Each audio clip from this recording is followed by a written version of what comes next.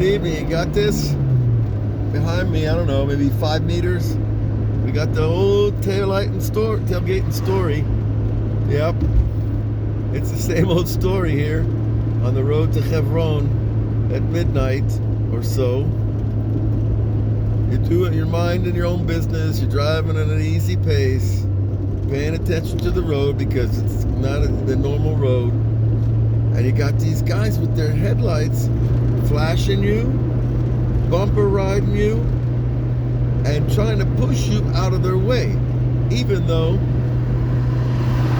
there goes one fella, even though it's not necessarily legal. You know, and it's like I gotta get a kick out of it because otherwise I used to maybe respond a little less positively. But it is a phenomenon that people drive according to their personalities. And these guys don't even want you on their road. It's not their road, obviously. But they feel obliged to tailgate you and flash you until you just want to get out of the way. Here comes another one. You know, and doesn't matter how much paint there is in the stripe, you know. There is no stripe in their vision, plain. But it's all part of a mindset that the Jews have to deal with here in Eretz Yisrael. I'm sure you understand what I'm talking about. That there's a certain type of person that doesn't really care about what other people around them are doing. It's kind of like children that haven't grown up, that haven't expanded their perception to see that there's more in the world than themselves. And that to make this world work, we've got to get along, we've got to make room for each other. We've got to stop running each other over or running each other off the road. How do you teach that thing? How do you teach that? By being a nice guy, pulling over? I do that sometimes. And sometimes I put my flashers on, you know, and my bright flashing yellows, and I guess they get the idea that this guy's dangerous and this guy's better yield. Isn't that the word? The yellow is the yield. The yield of yellow. I don't know. It helps. It sends a message. Back off. For a while. Just for some people.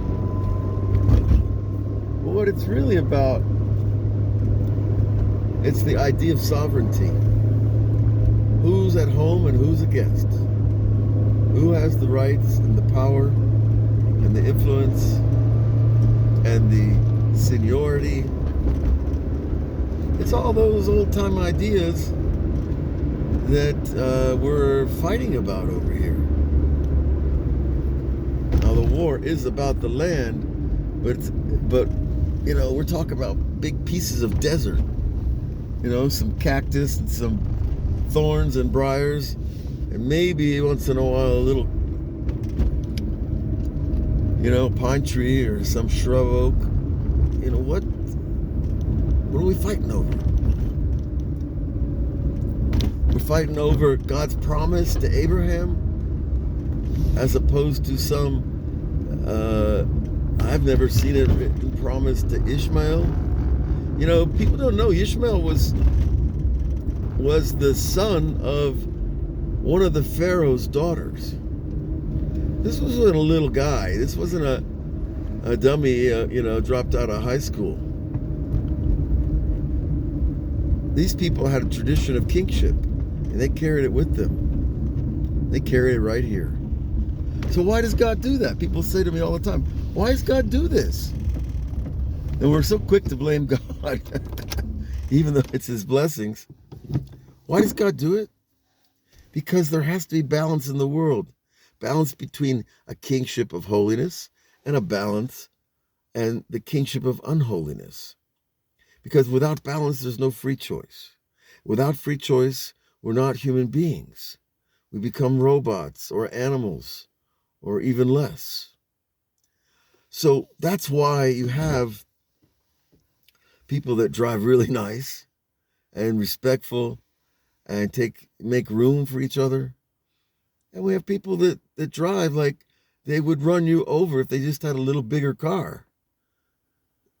And so that gives us free choice.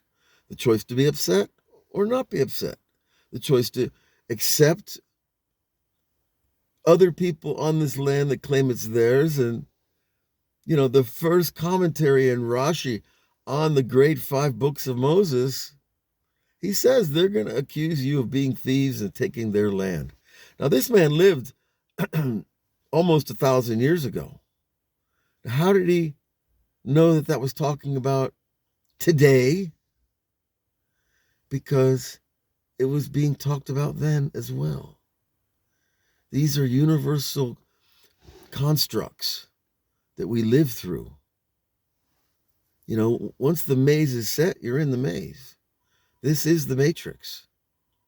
But the matrix is godly designed to give us free choice so that we can decide, I'm not going to let his bad behavior ruin my evening. And I bless you all not to let anybody else get under your skin, push your buttons, or ruin your evening. Because you're a spark of the Creator. And that's a lot more than a guy who doesn't know how to give you some room with his car.